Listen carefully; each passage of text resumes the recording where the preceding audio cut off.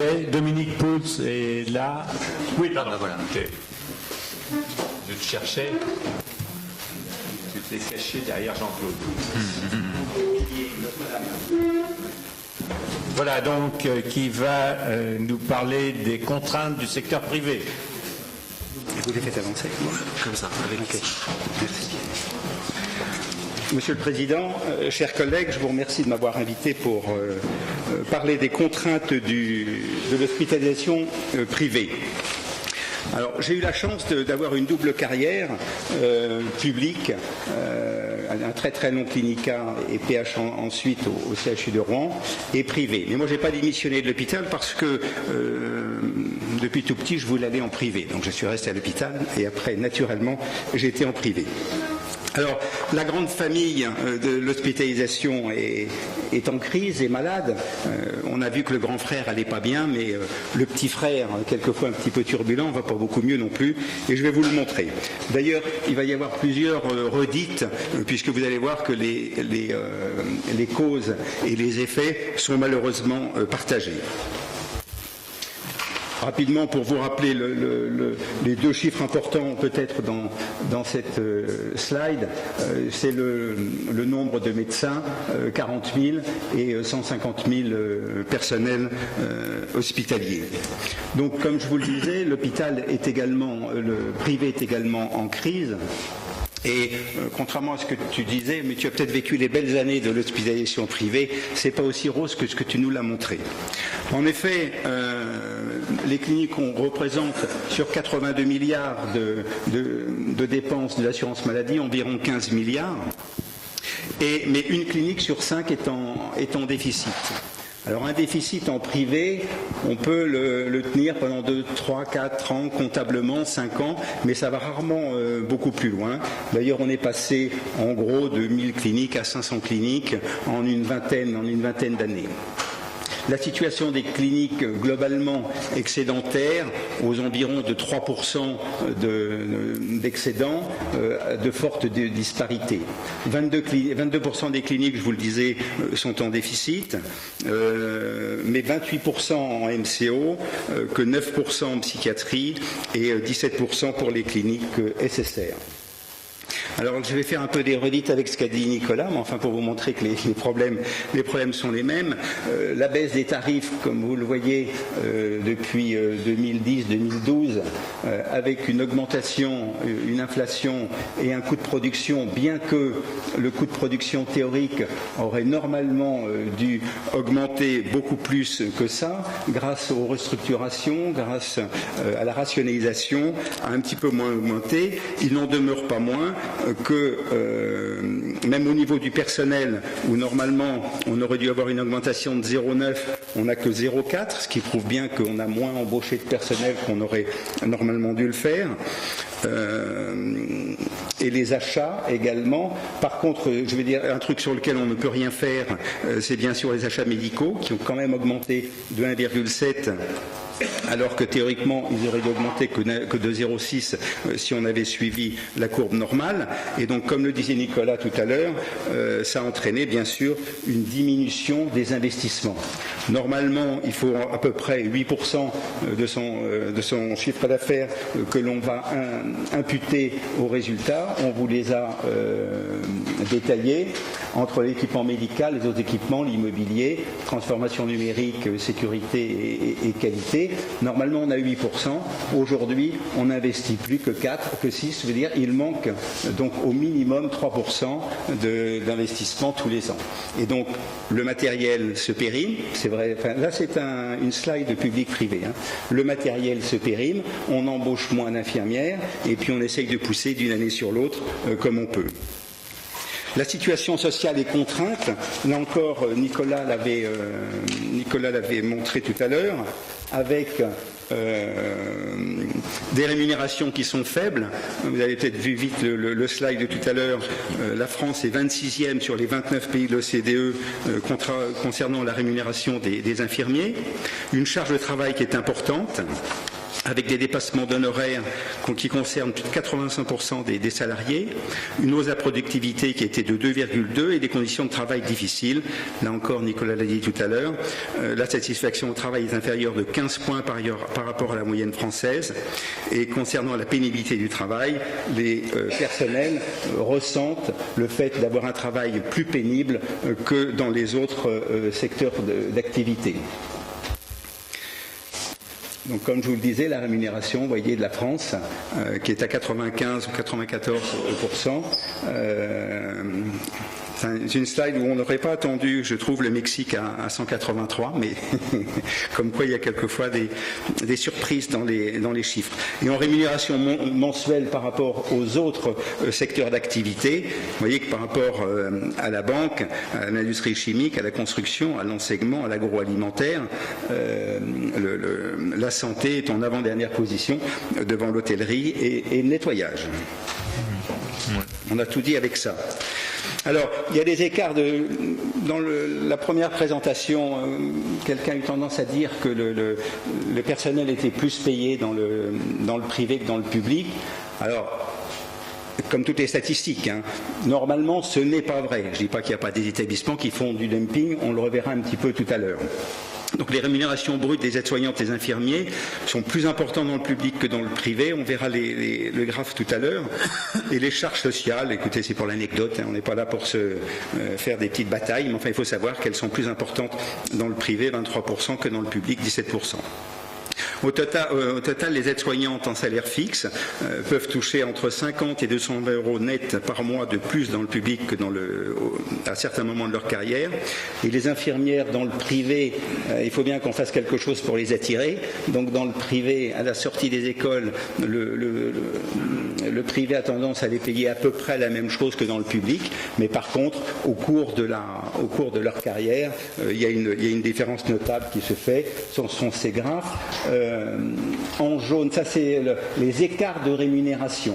En jaune, ce serait notre convention collective, c'est-à-dire ce que l'on s'est mis normalement d'accord avec les syndicats pour les grilles de salaire. Bien sûr, personne ne la respecte, parce qu'autrement il n'y aurait plus une infirmière, plus une aide-soignante dans les hôpitaux privés. Et donc, là, il y a deux exemples d'adhérents pour vous montrer qu'ils ont quand même des écarts qu'on essaye de maintenir entre 150 et 200 euros. Ça, c'est pour les aides-soignantes. Et ça, c'est pour les infirmières. Alors, ce malaise social entraîne un problème qui est celui de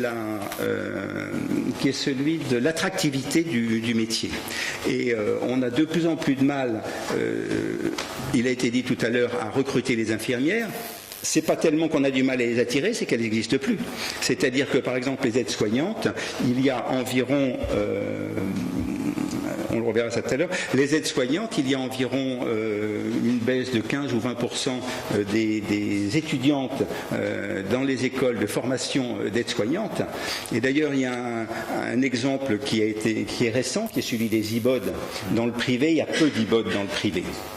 Donc, je ne sais pas si vous avez suivi, une loi a normalement imposé qu'il y ait des IBOD dans le privé. Alors, on a dit, écoutez, avec grand plaisir, mais il n'y en a pas. Les écoles d'IBOD ne forment pas d'infirmières. Donc, on a proposé aux infirmières qui étaient en place, sous contrainte d'une validation des acquis professionnels et d'un petit cursus, de devenir IBOD. Donc on a pensé que ça allait régler le problème. Loin de là, parce que les infirmières qui étaient dans les blocs opératoires ont dit « je ne vais pas m'embêter à aller refaire une formation maintenant. Donc si ça ne vous plaît pas, remettez-moi dans les étages, mais je ne vais pas refaire une formation derrière. » C'est un métier qui malheureusement n'est plus attractif. Alors le secteur privé, il est face à des enjeux majeurs maintenant, qu'on voit de plus en plus poindre. Tout d'abord, des enjeux sur son modèle capitalistique. Maintenant, près de 50% de l'hospitalisation privée fait partie de groupes nationaux. On assiste peu à peu à la disparition des cliniques indépendantes. Et les cliniques qui ne sont pas dans des groupes nationaux sont dans des groupes régionaux. Alors, On assiste également, ça pourrait être l'objet d'une autre communication un jour si vous le souhaitez, à une relative stabilisation de ce secteur privé.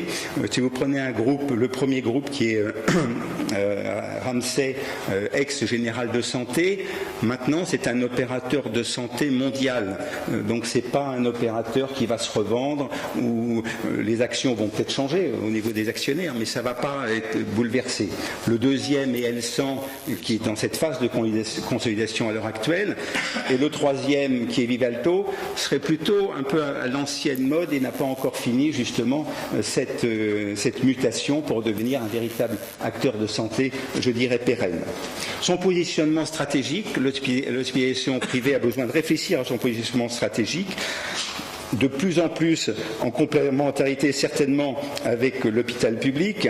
Elle doit repenser encore une fois à son avenir. Dans le premier slide, je n'avais pas relevé, l'hôpital privé fait 68% de l'ambulatoire. Doit-elle se spécialiser de plus en plus en ambulatoire? On revient un peu, et on le fera en conclusion, à ce que disait Nicolas tout à l'heure, à une refondation des acteurs et un repositionnement des acteurs. L'hospitalisation privée doit-il s'orienter complètement vers du privé, parce que c'est du faux privé qu'on a en France, Nicolas le disait tout à l'heure, payé par l'État, conventionné. Jusqu'à présent, les cliniques privées sont très très attachées au 0% de reste à charge. Je parle pour la clinique, je mets à part les dépassements d'honoraires. Est-ce qu'il faut s'orienter vers un modèle un peu plus hôpital américain, où les malades payent, c'est déconventionné, et bon, c'est du privé, etc. Est-ce qu'il faut qu'on s'oriente de plus en plus vers le domicile? Tout ça est à voir.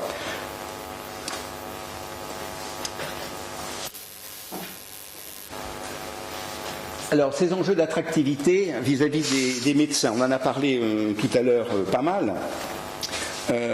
Il est clair on l'a dit beaucoup, je crois que c'est même le cœur du problème, que ce soit le personnel soignant, on l'a vu tout à l'heure, qui n'est plus bien dans les hôpitaux, ou que ce soit les jeunes médecins qui ont complètement changé. Je pense que tu faisais référence tout à l'heure à la bonne époque où les médecins dans le privé rentraient à 8h du matin dans le bloc opératoire, en sortaient à 10h du soir. La salle était occupée tout le temps, une rentabilité exceptionnelle, pas de problème de planning, alors que maintenant il faut essayer de caser 5 ou 6 médecins qui un jour viennent pas.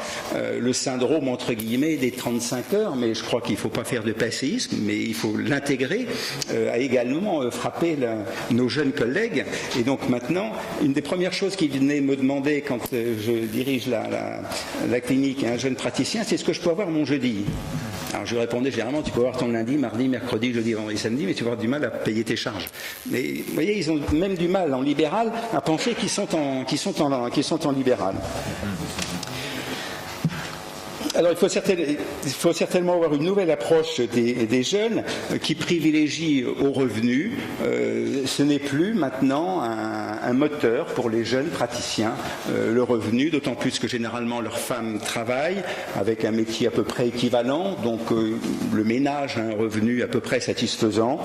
Donc le travail n'est plus la première préoccupation, c'est plus le travail en équipe, c'est plus une journée au moins, pour pas dire une journée et demie libre par semaine, c'est pas plus d'une garde par semaine, encore pour ceux qui l'acceptent, il y a certains praticiens qui disent, enfin pas dans des spécialités genre viscérales, vasculaires, mais il y a d'autres spécialités, où aller faire une liste de garde dans un hôpital privé avec un phlémologue, par exemple, c'est compliqué, il n'a pas d'obligation à le faire. Pendant longtemps, ça faisait partie du métier d'avoir des gardes, des astreintes. Maintenant, ils ne veulent plus le faire. Et leur vie personnelle et familiale, d'autant plus que la féminisation de la profession, dont on n'a pas parlé jusqu'à maintenant, est certainement également un facteur de revoir comment doit être cette profession. Ils sont très exigeants en matériel, ce qu'on peut comprendre, mais enfin, encore faut-il les financer. On a vu que dans les contraintes économiques tout à l'heure, des hôpitaux, en particulier privés, là on a de la T2A à 100% dans le privé. C'est-à-dire que l'assurance maladie a dit, vous avez 1 heure de bloc opératoire, une demi-heure d'infirmière, tant de matériel, tant de trucs, ça s'appelle le truc issu des coûts. Nicolas, j'ai un trou. Exactement, issus des coûts. Mais par contre, dans ces coûts-là, par exemple, il n'y a pas de robot, il n'y a pas toutes les techniques innovantes. Donc, les hôpitaux privés sont forcés d'essayer de faire le grand écart entre tout ça pour arriver à financer. Et pour combien de temps? Je n'en sais rien. Si ça continue comme ça, on ne pourra pas financer, par exemple, un robot qui n'est absolument pas financé par l'assurance, maladie. Et puis, je vais me faire l'avocat du diable de l'autre côté, puisque j'ai entendu beaucoup l'hôpital en crise. Moi, j'entends également beaucoup de jeunes qui, dans leur premier choix, seraient de rester à l'hôpital. Pour des raisons après administratives, il y a des trucs qui vont pas, etc. Ils finissent par choisir le privé. Moi, je suis d'une génération où il y avait 3 catégories. Il y avait ceux qui voulaient faire une carrière hospitalière qui restaient à l'hôpital.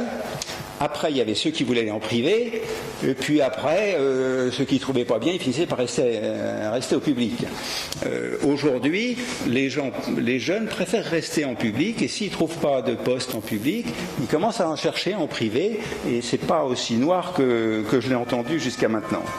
Donc l'hospitalisation doit également un enjeu sur les filières, j'entends son positionnement également dans les GHT. Par exemple, dans les GHT, aujourd'hui, l'hôpital est très renfermé, recroquevillé sur son GHT. Pour essayer de proposer à un GHT une activité privée, c'est compliqué. Alors, est-ce qu'il faut que le GHT soit un outil de performance de l'hôpital public, de réorganisation de l'hôpital public, ou est-ce que c'est un outil territorial, dans lequel cas il va bien falloir intégrer l'hospitalisation privée, ou au contraire faut-il qu'il y ait des GHT publics et des GHT privés à côté? Certains groupes régionaux dont je parlais tout à l'heure ont déjà déposé des dossiers de GHT privés. Je ne pense pas que ce soit une très bonne solution. Au final, je reviens encore une fois à la grande famille. On est une grande famille. On est en crise. Je crois qu'il n'y a pas lieu de se chamailler en ce moment. Il y a lieu d'essayer de trouver effectivement quelle est la bonne, comment on peut réinventer la chirurgie, la place des soignants, l'attractivité pour les soignants, l'attractivité pour les médecins, que tout le monde soit heureux là-dedans. C'est un travail, à mon avis, collectif. Et après, certainement définir la place de chacun, et je ne pense pas que les 2 jambes dont parlait Nicolas Bouzou tout à l'heure, c'est certainement 2 jambes importantes, mais pour moi ça ne doit pas être les mêmes. Je pense qu'il doit y avoir des spécificités différentes dans les deux secteurs. Je vous remercie. Des questions à Dominique Coutts? Y a-t-il des questions? Moi j'avais la question, mais tu l'as au moins bien évoquée, c'est celle de l'organisation dans le cadre des GHT et des secteurs privés, de l'intégration des secteurs privés dans le GHT, parce que quand on est aux réunions de la DGOS, on voit bien que c'est quelque chose d'important à discuter. La création des GHT purement privés dans le milieu des cliniques est plutôt l'objectif ou plutôt la coopération avec les GHT publics? Alors, il faudrait déjà qu'on définisse exactement ce que sont les GHT. C'est ce que j'ai dit tout à l'heure. Je ne sais toujours pas. Je pense qu'il y a eu un problème de sémantique dans le mot groupement hospitalier de territoire. Est-ce que ce sont les hôpitaux publics d'un même territoire qui doivent s'organiser, ou est-ce que c'est l'hospitalisation générale sur un territoire qui doit former un groupement? Dans le rapport de l'IGAS qui vient de sortir, il y a en gros à peu près, je l'ai lu hier soir, donc je crois à peu près 20% de GHT dans lesquels il y a des structures privées qui sont intégrées, et puis 80% qui sont purement publics, actuellement au bilan, donc 2 ans après. Et en gros, il y a 70% des GHT qui ont un vrai projet médical et qui ont une organisation informatique mise à part, puisque l'informatique c'est le gros problème, correct, et puis il y en a 30% qui ont des problèmes, qui ne s'entendent pas entre eux, etc. Enfin, c'est moins pire que ce qu'on aurait pu penser. Au jour d'aujourd'hui, l'intégration du privé dans les GHT se fait souvent par défaut. C'est-à-dire quand un GHT, par exemple, n'aurait pas de de radiothérapie. Voilà. Va voir à ce moment-là le privé en disant est-ce que tu veux faire partie du GHT, comme ça on a l'ensemble. Un GHT qui a à peu près toutes les ressources, aujourd'hui, ne va pas se retourner vers le privé en disant comment est-ce qu'on peut s'organiser tous ensemble.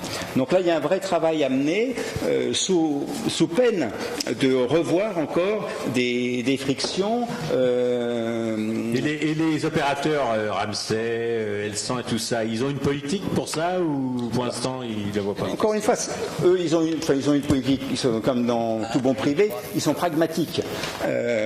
Mais aujourd'hui, on leur offre rien, je dirais. Alors il y a Hervé, puis enfin non, Hubert, puis Hervé. Alors tu l'as souligné, mais peut-être j'ai passé un peu vite.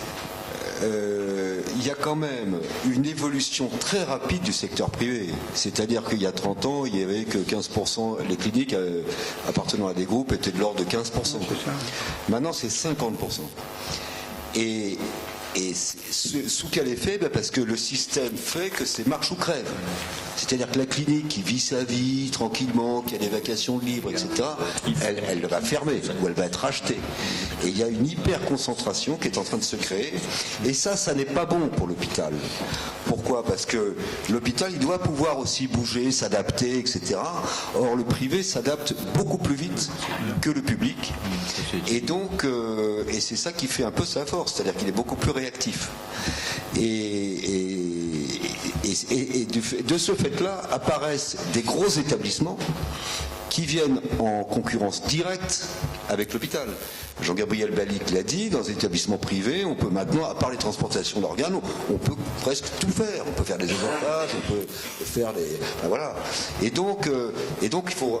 Ça gêne pour la redéfinition des rôles. Et puis je voulais dire aussi que, moi il se trouve que les occasions de la vie ont fait que j'ai eu un statut de praticien hospitalier de temps partiel. Et Frédéric Bizarre a précisé que s'était un peu étonné qu'à l'hôpital, il y a 85% de PH temps plein. Et c'est vrai que le fait d'avoir des postes temps partiel, c'est une bonne chose pour l'hôpital, parce que ce sont des gens, des praticiens qui ont une compétence, qui permettent d'avoir une certaine activité fluidifiée. C'est une ouverture de l'hôpital sur la ville, etc. Et ça favorise un peu la mixité. Et pour nos jeunes collègues qui n'envisagent pas du tout une carrière toujours dans le même service, jusqu'à pendant 40 ans ou 35 ans, ils vont avoir des styles de vie qui vont changer. Ça serait pour l'hôpital une meilleure possibilité de leur offrir des postes. Oui, mais là encore, c'est vrai et c'est un sujet important à traiter et à réfléchir actuellement. Mais pourquoi c'est arrivé comme ça? C'est parce que il y a 25-30 ans, il y avait beaucoup plus de PH temps partiel, mais comme il y avait une fuite de clientèle, c'est-à-dire que les malades vus en consultation à l'hôpital public étaient rebasculés dans le secteur libéral par ceux qui étaient dans les deux secteurs, il y a eu... Non mais ça a été un mouvement dans les années 80-90, ça a été un mouvement évident de fuite de malades du public vers le privé par les chirurgiens qui les emmenaient avec eux dans leur clinique en disant à l'hôpital je peux pas opérer ou j'opère qu'une vacation par semaine, je peux vous opérer. Donc ça c'était il y a 20 ans, donc les choses aussi évoluent et le fait, ce que Frédéric avait dit, de réfléchir à est-ce que ça doit être obligatoire ou est-ce qu'on peut imaginer qu'il y ait des possibilités d'être dans les deux systèmes. Et c'est le service, et on en revient à ce que disait Hervé, c'est le service qui définit quelle est sa politique. Parce que ce qui est vrai dans une spécialité chirurgicale peut ne pas être vrai dans une autre. Et donc à ce moment-là, il faut que ce soit décentralisé. Hervé? Attends, juste pour finir de répondre à Hubert. Oui, il y a une troisième voie, je ne vous l'ai pas dit là tout à l'heure, mais une troisième piste. On prêtait à la Générale de Santé, dans les années 80, lorsqu'elle s'est mise sur la santé, de racheter des établissements privés et pour montrer qu'elle les gérait bien.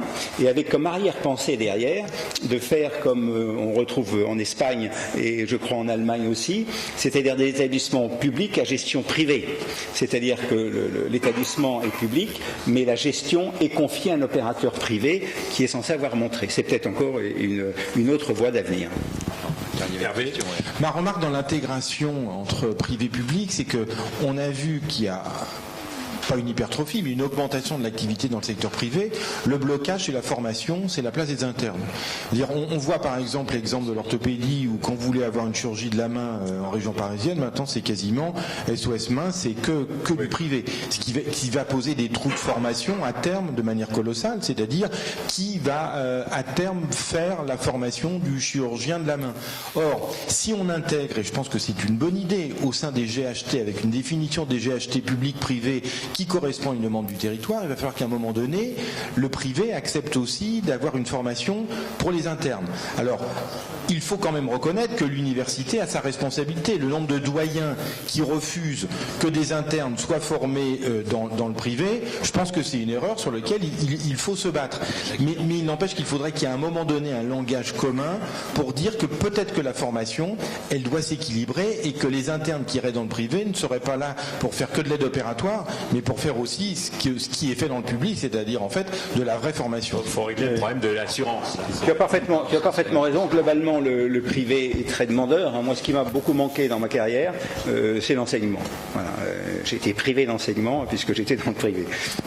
Ça m'a manqué. Le privé est très demandeur en sachant, même les groupes sont demandeurs, en sachant que ça nous coûte très cher. Parce que c'est pas l'hôpital public qui nous détache un interne, c'est nous qui le payons à ce moment-là. Et les contraintes font que il ne peut pas nous rendre les mêmes services. Et je n'ai jamais compris ça. On en est là toujours à ces coopérations publiques-privées. Je ne comprends pas les doyens qui refusent, puisque ça serait...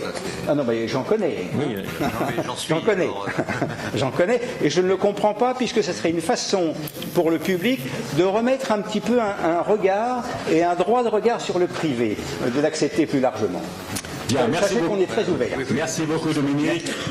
Bravo. Donc,